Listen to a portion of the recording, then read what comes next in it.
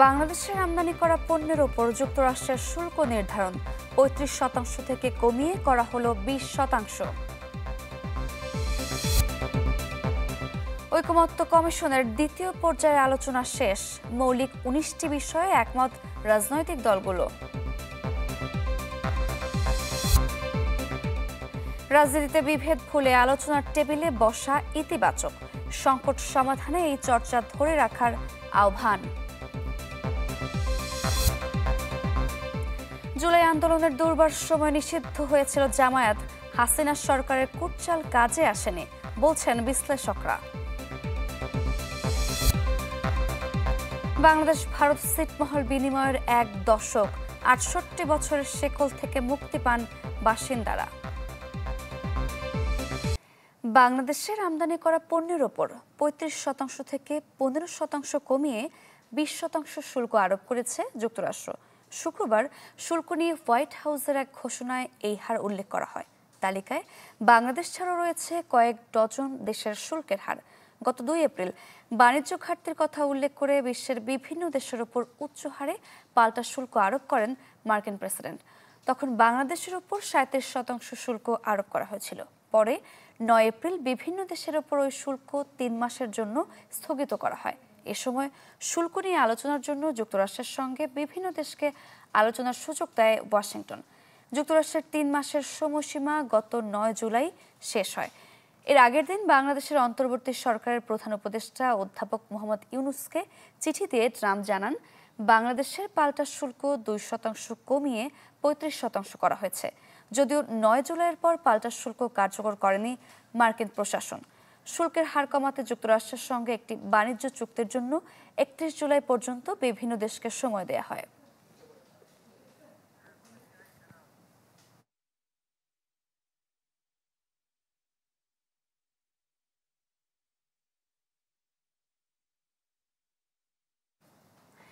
শেষ হলো ঐকমত্য কমিশনের দ্বিতীয় পর্যায়ের আলোচনা। মৌলিক 19টি বিষয়ে একমত হয় রাজনৈতিক দলগুলো। কমিশন সহ সভাপতি জানান, দ্রুত সিদ্ধান্তগুলোর খসড়া চূড়ান্ত করে রাজনৈতিক দলগুলোর কাছে পাঠানো হবে। রাজনৈতিক দলগুলোর সাথে ঐকমত্য কমিশনের বৈঠক দেশের 53 বছরের রাজনৈতিক সংস্কৃতির ইতিহাসে এক অভূতপূর্ব ঘটনা। রাজধানীর ফরেন সার্ভিস একাডেমিতে প্রায় 30টি রাজনৈতিক দলের অংশগ্রহণে দ্বিতীয় পর্যায়ের আলোচনার সমাপ্তি হল 23তম দিনে। মৌলিক 19টি প্রস্তাবে একমত হয় রাজনৈতিক দলগুলো। শেষ দিনে সংসদের উচ্চকক্ষ গঠন নিয়ে একমত হতে না পারায় কমিশন সিদ্ধান্ত দেয়, সংসদের উচ্চকক্ষ হবে 100 আসনের, আর সদস্য মনোনীত হবেন পিআর পদ্ধতিতে। কমিশনের পক্ষ থেকে 19টি বিষয়ে চিহ্নিত করা হয়, যেগুলোকে আমরা মনে করেছিলাম যে মৌলিক সংস্কারের ক্ষেত্রে গুরুত্বপূর্ণ। দ্বিকক্ষ বিশিষ্ট পার্লামেন্ট, বিশেষত উচ্চকক্ষের গঠন, সদস্য নির্বাচনের পদ্ধতি এবং এখতিয়ার, রাষ্ট্রপতির নির্বাচন পদ্ধতি, ইলেকটোরাল কলেজ ইত্যাদি, রাষ্ট্রপতির ক্ষমতা ও দায়িত্ব, তত্ত্বাবধায়ক সরকার এবং নাগরিকের মৌলিক অধিকার সম্প্রসারণ সম্পর্কিত প্রস্তাব এবং রাষ্ট্রের মূলনীতি। এই 19টি বিষয়ে আমরা ঐকমত্য এবং সিদ্ধান্তে উপনীত হতে পেরেছি। দীর্ঘ আলোচনায় বেশ কিছু সিদ্ধান্তে অধিকাংশ রাজনৈতিক দল একমত হওয়াকে ইতিবাচক হিসেবে দেখছে জামায়াত। তবে জুলাই সনদের আইনি ভিত্তি চান তারা। সিদ্ধান্তগুলোর বাস্তবায়ন নিয়ে সংশয় জানিয়েছে এনসিপি সহ কয়েকটি দল। আমাদের মূল কথা হচ্ছে এটাকে লিগ্যালাইজড করতে হবে, আইনি মর্যাদা দিতে হবে, এবং সেই মর্যাদার ভিত্তিতে এখন থেকেই ঐকমত্যের বিষয়গুলো মাঠে কার্যকর থাকবে। জুলাই সনদ সেটা যেন অন্তর্বর্তীকালীন সরকারের আমল থেকেই সেটা বাস্তবায়ন করা হয়, তার জন্য একটা আইনি ভিত্তি থাকে। তবে বিএনপি নেতা সালাউদ্দিন আহমেদ মনে করেন, জনগণের সার্বভৌম এখতিয়ারের ভিত্তিতেই এই ঘোষণাপত্র বাস্তবায়নে স্বাক্ষর করবে রাজনৈতিক দলগুলো। তাই এর চেয়ে বড় রাজনৈতিক সম্মতি আর নেই। যেখানে জাতীয় ঐক্যবদ্ধ হয়, জাতীয় ঐক্যমত প্রতিষ্ঠা হয়, গণ অভ্যুত্থান সৃষ্টি হয়েছে তো জাতীয় ঐক্যমতের ভিত্তিতে। পেশিবাদ বিরোধী জাতীয় ঐক্যমত্য গঠিত হয়েছিল বলেই ছাত্র গণ অভ্যুত্থান সংগঠিত হয়েছে। ইট ইজ মোর দ্যান ল। এদিকে সমাপনী দিনের শেষ মুহূর্তে এসে রাষ্ট্রীয় মূলনীতির প্রশ্নে আলোচনা বর্জন করে প্রতিবাদ জানায় 4টি বাম দল। আমরা বলেছিলাম এটাকে আলোচনার বাইরে রাখেন, কোনো আলোচনার বাইরে রাখেন নাই। আমরা পরিষ্কার করে বলেছিলাম আমাদের সংবিধানের পাল্টে ধর্মীয় স্বাধীনতা সম্প্রীতি সাম্য, মানবিক মর্যাদা, সুবিচার অবশ্যই থাকবে, কিন্তু বলতে হবে রাষ্ট্রীয় 4 মূলনীতির সাথে, কারণ এটা মুক্তিযুদ্ধের মধ্য দিয়ে অর্জিত। কমিশন সহ সভাপতি জানান, দ্রুত সিদ্ধান্তগুলোর খসড়া চূড়ান্ত করে রাজনৈতিক দলগুলোর কাছে পাঠানো হবে। আমরা আশা করছি যে জাতীয় সনদে স্বাক্ষরের ক্ষেত্রে আমরা অগ্রসর হতে পারব। নাফিউল ইসলাম লিংকন, চ্যানেল 24, ঢাকা। জুলাই সনদ ও জুলাই ঘোষণাপত্রের দাবিতে রাজধানীর শাহবাগ অবরোধ করেছেন জুলাই যোদ্ধারা। বৃহস্পতিবার সকাল থেকে ওই এলাকায় অবস্থান নেন তারা। এতে তীব্র যানজটে ভোগান্তিতে পড়েন এ পথের যাত্রীরা।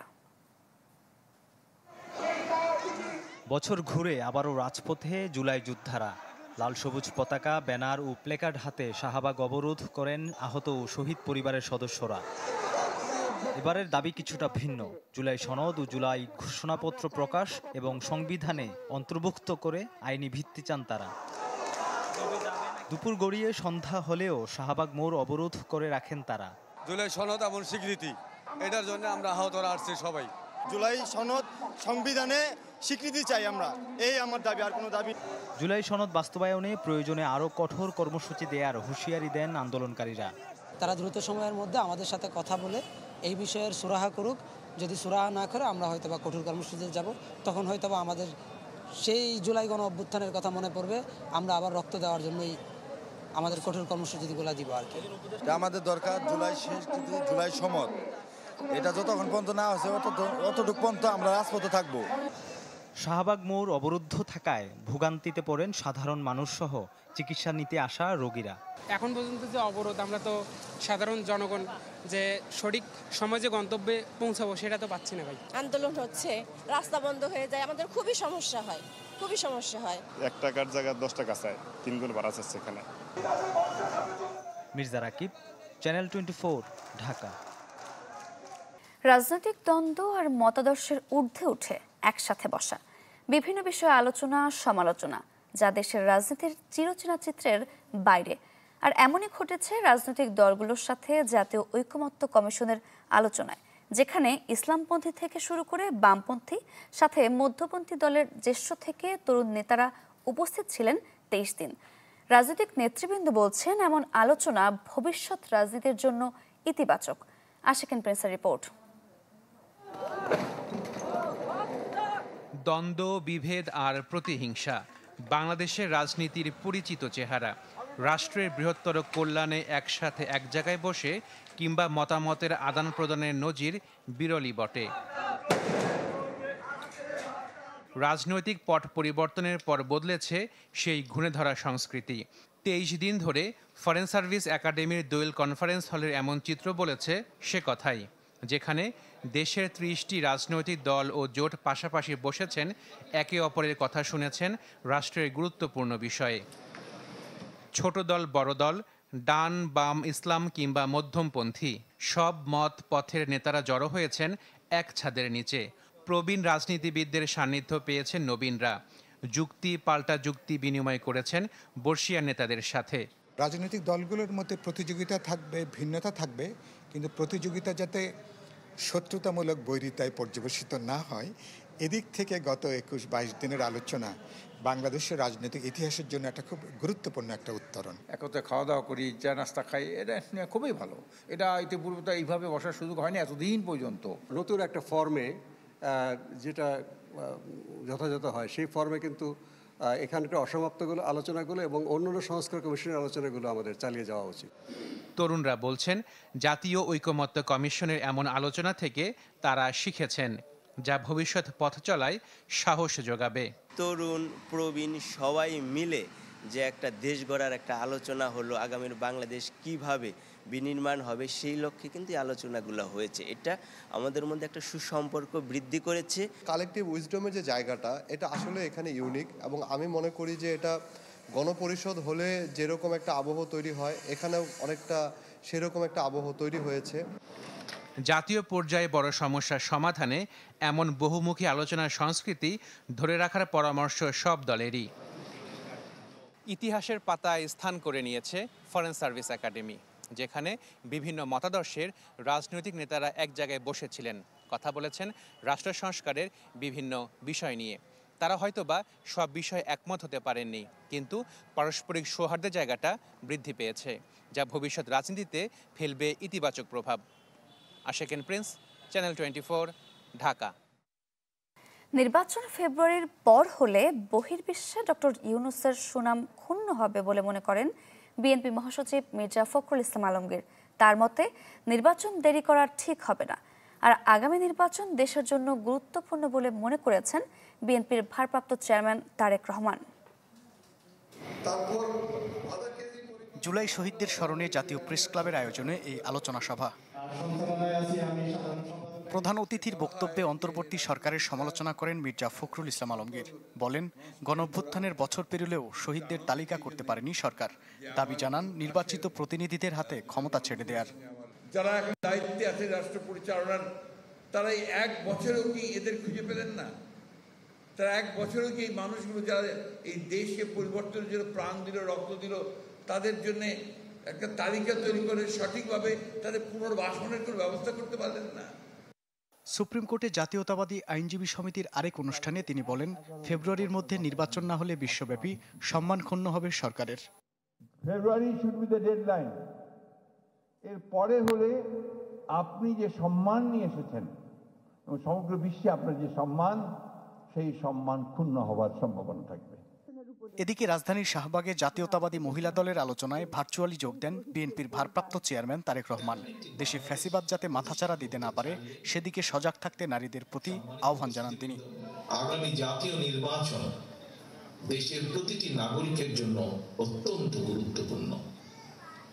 দেশে যাতে আর কোনোভাবেই আর কোনোদিন ফ্যাসিবাদ, উগ্রবাদ, চরমপন্থা মাথা চাড়া দিয়ে উঠতে না পারে, এই ব্যাপারে বিশেষ করে নারী সমাজকে অত্যন্ত সতর্ক এবং সজাগ থাকতে হবে। তারেক রহমান জানান, ক্ষমতায় গেলে 50 লাখ পরিবারকে ফ্যামিলি কার্ড দিবে বিএনপি। আমরা আমাদের মা বোনদের সক্রিয় অংশগ্রহণ। Mahbubur Rahman, channel 24, Dhaka. City corporation নির্বাচনে রাজনৈতিক দলের প্রতীক ব্যবহার বাতিল করে স্থানীয় সরকার অধ্যাদেশ 2025-এর খসড়া চূড়ান্ত অনুমোদন দিয়েছে উপদেষ্টা পরিষদ। প্রধান উপদেষ্টা ডক্টর মোহাম্মদ ইউনূসের সভাপতিত্বে উপদেষ্টা পরিষদের বৈঠকে এ সিদ্ধান্ত হয়। এর ফলে সিটি কর্পোরেশন নির্বাচনে এখন থেকে দলীয় প্রতীকের পরিবর্তে স্বতন্ত্রভাবে অনুষ্ঠিত হবে। এটি স্থানীয় সরকার ব্যবস্থায় একটি উল্লেখযোগ্য পরিবর্তন, যা নির্বাচনের ধরন ও রাজনৈতিক গতি প্রকৃতিকে প্রভাব ফেলবে বলে মনে করছে সরকার।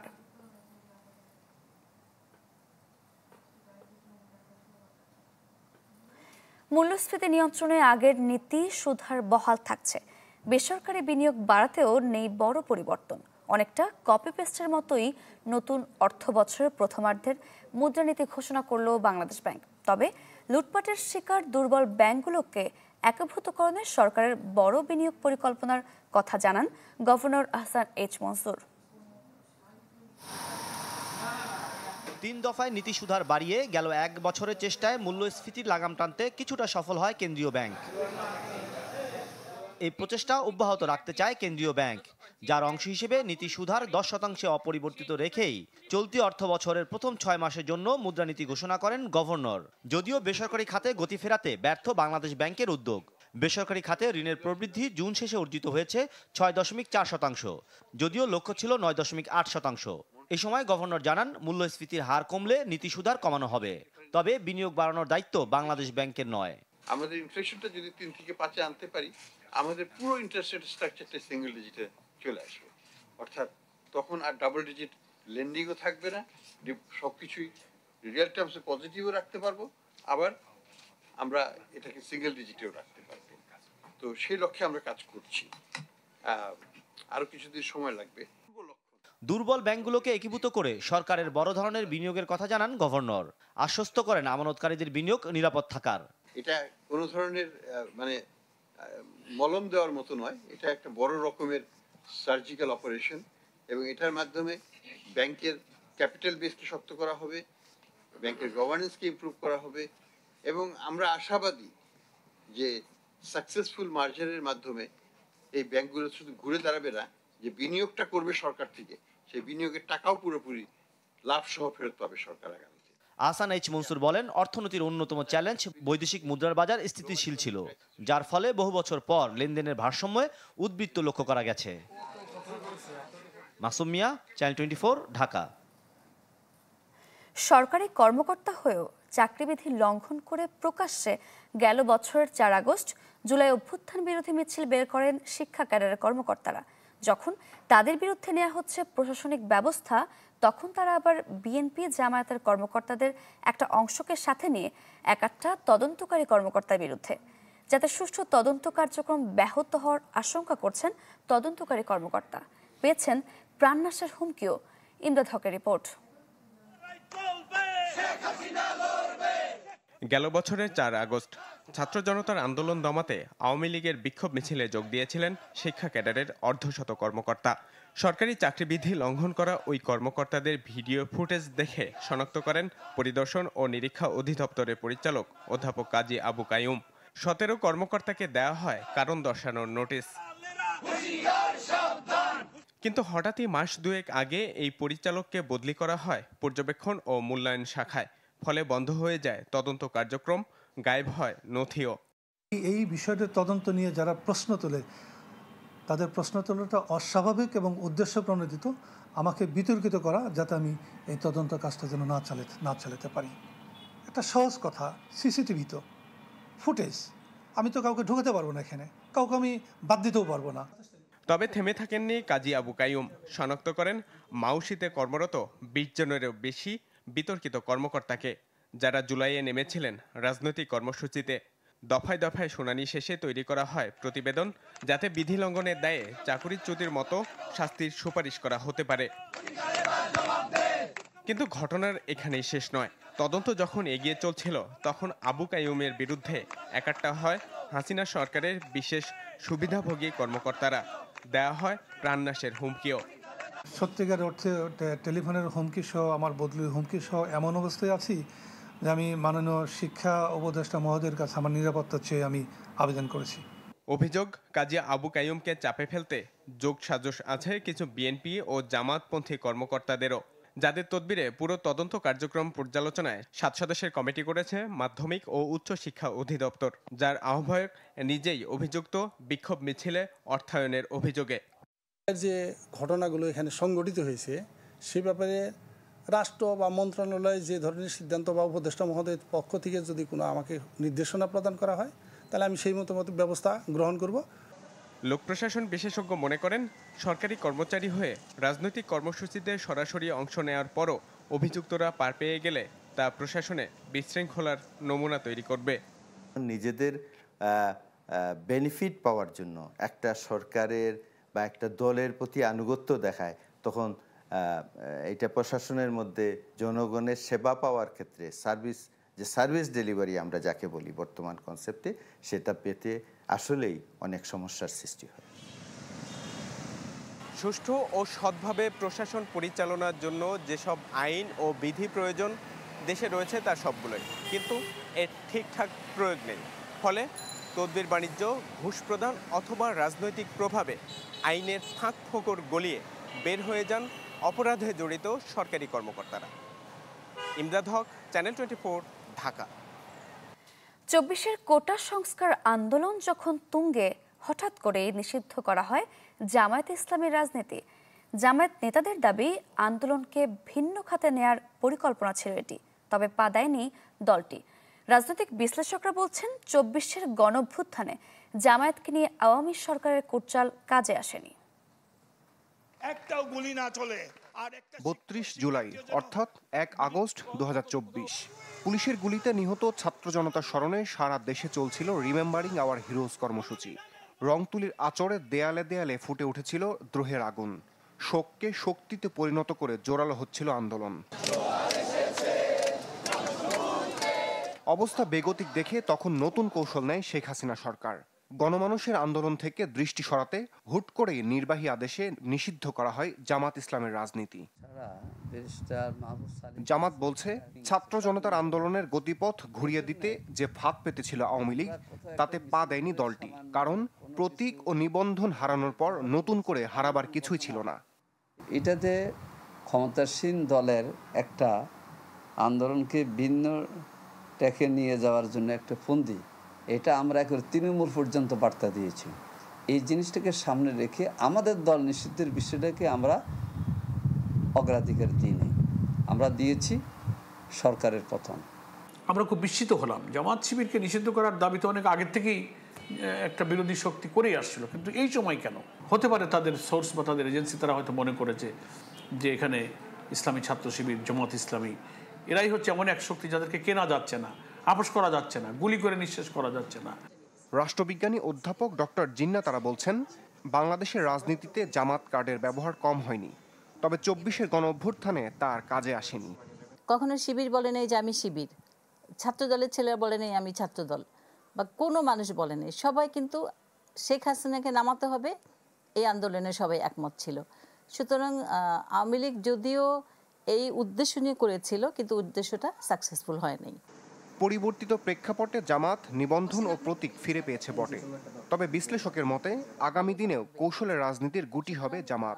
ইসলামিক দলগুলো যদি আসতে হয় তাদের সঙ্গে আসতে হবে, আলাদা হয়ে তারা হচ্ছে খুব একটা সাড়া ফেলতে পারবে না। রমিজ হুসাইন, চ্যানেল 24, ঢাকা। এক বছর হয়ে গেলেও জীবনযুদ্ধে অন্যরকম এক লড়াইয়ে চট্টগ্রামে জুলাইয়ের রক্তস্নাত আন্দোলনে আহতরা স্বাভাবিক জীবনে ফিরতে না পারার যন্ত্রণা প্রতিনিয়ত কুড়ে খাচ্ছে তাদের। পরিবারের ভরণ পোষণের দায়িত্ব যাদের কাঁধে ছিল তারা পড়ে গেছেন অকুল সাগরে। এমন শত শত জুলাই যোদ্ধার মধ্যে কয়েকজনের দুঃসহ জীবনের গল্প তুলে ধরেছেন ইবেন মীর। ক্যামেরায় ছিলেন আবু জাহেদ। 18 জুলাই 2024, চট্টগ্রাম নগরী বহদ্দারাট এলাকা। বুকে গুলি লাগে হালিশহর ক্যান্টনমেন্ট কলেজের এইচএসসি পরীক্ষার্থী জাহিন জামানের। হাসপাতালে ভর্তির পর চিকিৎসক তার এক হাত কেটে ফেলার সিদ্ধান্ত নেন। পরে যদিও সেটি রক্ষা পায়, কিন্তু সেটি কার্যত অক্ষম। বুকে রয়ে গেছে বুলেট, যা বের করা আর সম্ভব হয়নি। এই হাত দিয়েই এবার এইচএসসি পরীক্ষা দিচ্ছেন জাহিন। বাসায় ক্যান্সার আক্রান্ত বাবা, মায়ের শিক্ষকতা আর টিউশনির টাকা দিয়েই চলছে পুরো সংসারের খরচ। আমি আবে কাজ করেছিলাম মূলত আবু সাইদ ভাই মারা যাওয়ার পর থেকেই। আমার হাতে যখন গুলটা লেগেছিল, আমার লেগেছিল, আমার হাত একদম উড়ে গেছে। তারপর দেখলাম আমার হাতটা টিকে আছে, কিন্তু ঝুলতেছে। জাহিনের মতো আরেক জুলাই যোদ্ধা শুভ হাসান। চট্টগ্রাম বিশ্ববিদ্যালয়ের বাংলা বিভাগের মাস্টার্সের শিক্ষার্থী শুভ চোখে গুলিবিদ্ধ হন 16 জুলাই মুরাদপুরে। স্বৈরাচারের দলীয় বাহিনীর গুলিতে সেদিন চোখ হারান শুভ। পুলিশ হওয়ার স্বপ্ন থাকলেও সেই স্বপ্ন অধরায় রয়ে গেছে তার। ধাওয়াকে যখন যাচ্ছিলাম এবার পিছের দিকে তাকাই যে কয়জন পড়ে গেল আর কাউকে হাসপাতাল নিতে হবে কিনা, না হয় আমি একা গেলাম আরেকজনকে কাঁধে করে নিয়ে তুলে গেলাম। এই পারপাসে পিছনে তাকালাম, আর এভাবে তাকানোর সাথে সাথে বুলেটটা এসে আমি চিত হয়ে পড়ে যায় আর কি। যে রাষ্ট্রকে ভালো রাখতে নিজেরা পঙ্গু, সে রাষ্ট্র যেন তাদের দিকে একটু ফিরে তাকায়, এটুকুই চাওয়া এই দুই যোদ্ধার। দুর্নীতি, তারপর দুর্ব্যবহার করতো, ক্ষমতার ব্যবহার করতো, সেগুলো এখনো চলে আসছে। আমরা এখনো তেমন কোনো পরিবর্তন দেখি না। আমরা যারা অঙ্গহানি স্থায়ীভাবে হয়েছি, যারা এই যে এখনো বুলেটটা শরীরের ভিতরে নিয়ে ক্যান্সারের ঝুঁকি বয়ে বেড়াচ্ছে, আমরা যেন রাষ্ট্রের কাছে পুনর্বাসন করা হয়। জীবন যুদ্ধের কাহিনী একই হলেও আব্দুর রহিমের গল্পটা ভিন্ন। 5 আগস্ট আনন্দ উদযাপনে গিয়ে মনসুরাবাদ পুলিশ ভবনের সামনে গোলাগুলিতে পড়ে 2 পায়ে 4টি গুলি লাগে তার। সেই থেকে সারা জীবনের জন্য পঙ্গু রহিম। বাম পায়ে 3টা, ডান পায়ে 1টা। তো গুলিটা বাইরে গেছে, মাংস এগুলো ফুঁসি গেছে, মাংস ফুঁসি গেছে দেখি ওরা চিকিৎসা করতেছে না। বারটা 2টা খাইতে হবে, এইটা আর কিছু না। রহিম, জাহিন এবং শুভর মতো এমন হাজারো জুলাই যোদ্ধা এমন অঙ্গহানির যন্ত্রণা নিয়ে দিন কাটালেও আশায় বুক বেঁধে আছেন একটি শান্তির রাষ্ট্র হবে বাংলাদেশ। ইবেন মীর, চ্যানেল 24, চট্টগ্রাম। জুলাই আন্দোলনে ঝালকাঠিতে শহীদ হয়েছেন 10 জন। কেউ হারিয়েছেন বাবা, স্বামী, সন্তানকে। নিহত স্বজনদের দাবি এমন হত্যাকাণ্ডের সাথে জড়িতদের দৃষ্টান্তমূলক শাস্তির। জন্মের আগেই বাবাকে হারিয়েছে শিশু সাইমা সেলিম রোজা। বাবার আদর কি জানা নেই তার। ভূমিষ্ঠের 8 মাস আগে বাবা সেলিম তালুকদার জুলাই আন্দোলনে শহীদ হন। তার গ্রামের বাড়ি ঝালকাঠির নলছিটিতে। গত বছর 18 জুলাই রাজধানীর ব্র্যাক বিশ্ববিদ্যালয়ের সামনে গুলিবিদ্ধ হয়েছিলেন তিনি। পরে 14 দিন হাসপাতালে চিকিৎসাধীন থেকে মারা যান। তখন তার স্ত্রী ছিলেন অন্তঃসত্ত্বা। ও মারা যাওয়ার 2 দিন পর আমি জানতে পারি আমার গর্ভে 1 মাসের সন্তান, ও চাই না যাইতে পারে না, ও বাবা হবে। অনেক ইচ্ছা ছিল ওর যে ও বাবা হবে। একই জেলার 2 বন্ধু রুবেল হোসেন ও হাবিব হাওলাদারও প্রাণ হারিয়েছেন জুলাই আন্দোলনে। গত 5 আগস্ট আশুলিয়া থানা ঘেরাও করলে পুলিশ গুলি ছোড়ে। এ সময় গুলিতে নিহত হন তারা। তো গুলি পড়ছে, গুলি যেছে, গুলি পড়িয়ে আমি ভিডিওই পড়ছে বলো। এই নিরীহ পোলাপান যারা মারছে এদের ন্যায্য বিচার আল্লাহ পাক করে। জুলাই গণঅভ্যুত্থানের যারা শহীদ হয়েছেন তাদেরকে জেলা পরিষদের নিজস্ব তহবিল থেকে 2 লাখ করে টাকা ইতিমধ্যে বিতরণ করা হয়েছে। এর পূর্বেও জেলা প্রশাসনের সহযোগিতায় প্রত্যেক শহীদকে 15,000 করে টাকা বিতরণ করা হয়েছে। এছাড়াও বিভিন্ন শহীদদের চাহিদার পরিপ্রেক্ষিতে চিকিৎসা, তাদের ফ্যামিলি সদস্যদের চিকিৎসা বাবদ অর্থ সহযোগিতা দেওয়া হয়েছে। জুলাই আন্দোলনে ঝালকাঠি জেলার 10 জন শহীদ হন, আহত হন 82 জন। Desk report, channel 24। ইলিশের বাজারের খবর জানতে চলে যাব মুন্সিগঞ্জে। সেখান থেকে যুক্ত হচ্ছেন সহকর্মী শুভ ঘোষ। দেশে ধান চাল সরবরাহের সবচেয়ে বড় মৌসুম বোরো, তাই কৃষক আর মিলারদের কাছ থেকে ধান চাল কিনে গুদামজাত করতে উঠে পড়ে লাগে সরকার। ন্যায্য মূল্য নিশ্চিতে দাম বাড়ানো হলেও লক্ষ্যমাত্রা কমানো হয় ধানের।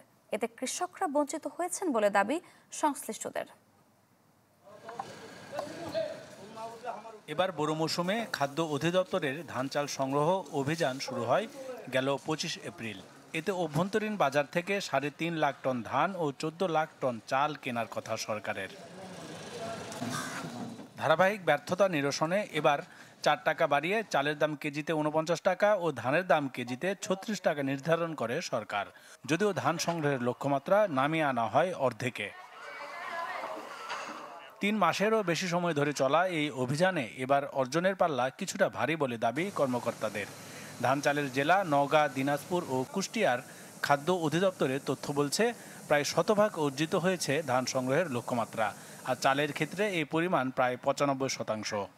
60% চাল জমা দেওয়ার পর আর চাল দিচ্ছে না, এরকম 23টি মিল, এবং 10 থেকে 20% চাল দিয়ে আর চাল দিচ্ছে না, এরকম হচ্ছে প্রায় 21টি মিল। আমরা মোট 43টি মিলকে আমরা ব্যাখ্যা তলব করেছি এবং তাদেরকে আগামী 15 আগস্টের মধ্যে চাল পরিশোধ করার জন্য অনুরোধ করেছি। 100% অর্জন করার পরেও আমরা অতিরিক্ত কিছু বরাদ্দ আমাদেরকে দেওয়া হয়েছিল, সেটাও আমরা চাষির কাছ থেকে সংগ্রহ করতে সক্ষম হয়েছি। এবং চাল সংগ্রহের ক্ষেত্রে আমরা ইতিমধ্যেই আমাদের লক্ষ্যমাত্রা 95% পার করে ফেলেছি। চেষ্টা করছি মিলারদের সাথে কথা বলতেছি যাতে তারা দ্রুত সময়ে আমাদের চালগুলো দিয়ে দেয়। আমরা চাচ্ছি যে আমাদের আগামী মাসে সম্ভবত 30 টাকা কেজি দরে চাল বিতরণ করা হবে, যাতে মার্কেট প্রাইসটা আরেকটু স্টেবল হয়। 31 আগস্ট পর্যন্ত চলবে এই ধান চাল সংগ্রহ অভিযান। রিজভী হাবিব, চ্যানেল 24। ছিটমহল বিনিময়ের 1 দশক, 68 বছরের বন্দী থাকা শিকল থেকে ছাড়া পায় বাংলাদেশ ভারতের 162টি ছিটমহলের বাসিন্দারা। পরিচয়, অধিকার পাওয়ার পাশাপাশি বদলে যায় তাদের জীবনের গল্প। দাসিয়ারছড়ার কালীরহাট সমন্বয় পাড়ার আমজাদ হোসেন জন্মের পর বুঝতে পারেন তিনি ছিটমহলের বাসিন্দা। সেই থেকেই হতাশার বসবাস, কেননা সে জীবনে ছিল না রাষ্ট্র, স্বাধীনতা কিংবা মৌলিক অধিকার। 68 বছর পর্যন্ত আমরা খুব কষ্টে ছিলাম। থাকার পরে আমরা অনেক দিক দিয়ে সরকারি অনুদান থেকে বঞ্চিত, মাহরুম ছিলাম। থাকার কারণে অনেক কষ্ট পাচ্ছি। বাংলাদেশের অভ্যন্তরে 111টি ছিটমহলের বাসিন্দাদের অবস্থাও ছিল একই রকম। ছিল না নাগরিক পরিচয়, অধিকার। পরিচয় গোপন করে বা মিথ্যা পরিচয়ে করতে হতো লেখাপড়া, নিতে হতো চাকুরি।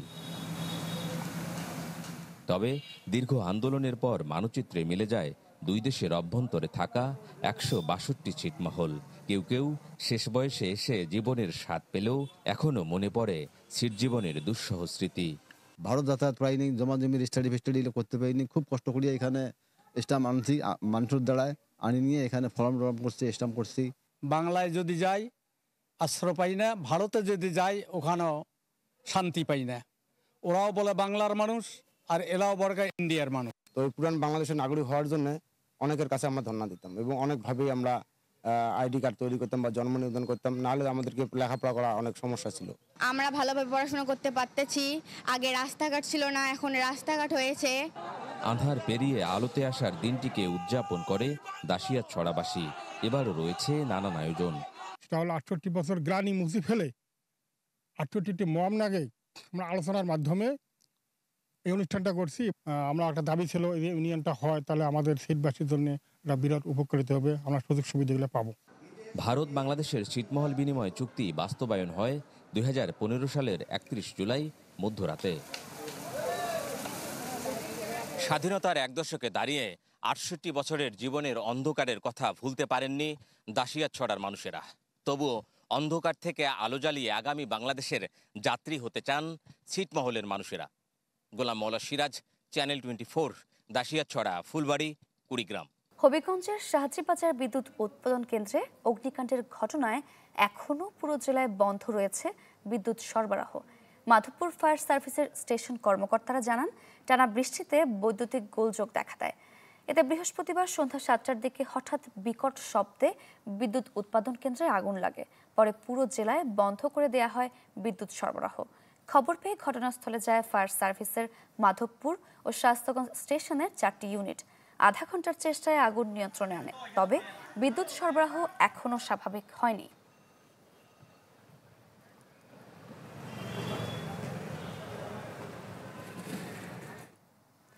দর্শক, আরো খবর জানাতে সরাসরি যুক্ত হচ্ছেন সহকর্মী রাসেল চৌধুরী। রাসেল, অগ্নিকাণ্ডের ঘটনায় বিদ্যুৎ সরবরাহ বন্ধ রয়েছে পুরো জেলায়, ভোগান্তি কেমন দেখছেন, কি বলছে স্থানীয় জনগণ? সারিকা, আমি এখন আছি শাহজিবাজার বিদ্যুৎ কেন্দ্রে। এখানে গত কাল সন্ধ্যা 7:15 বিদ্যুৎ কেন্দ্রে প্রথমে বিকট শব্দে আওয়াজ হয় এবং আগুনের সূত্রপাত ঘটে।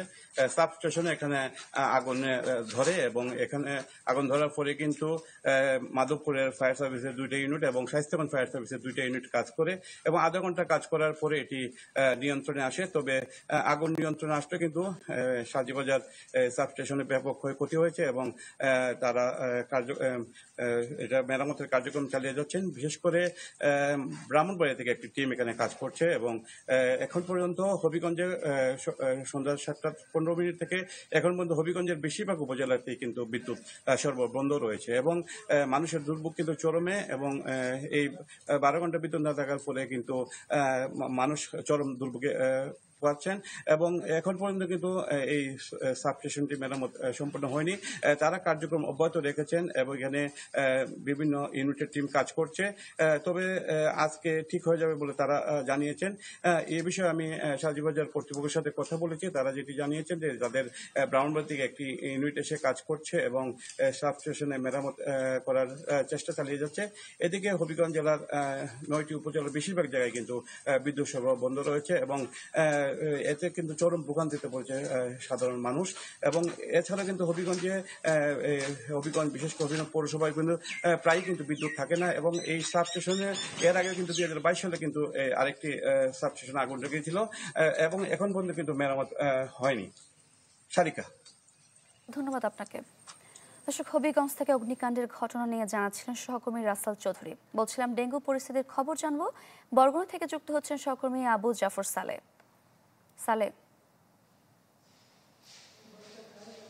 সারিকা, বরগুনায় ডেঙ্গু আক্রান্তের সংখ্যা 4,860 জনে পৌঁছেছে, অর্থাৎ 5,000-এর কাছাকাছি। আর এই মুহূর্তে বরগুনা জেনারেল হাসপাতাল সহ বরগুনার বিভিন্ন হাসপাতালে 142 জন ডেঙ্গু আক্রান্ত রোগী চিকিৎসা নিচ্ছে এবং গত 24 ঘন্টায় 52 জন নতুন করে ভর্তি হয়েছে।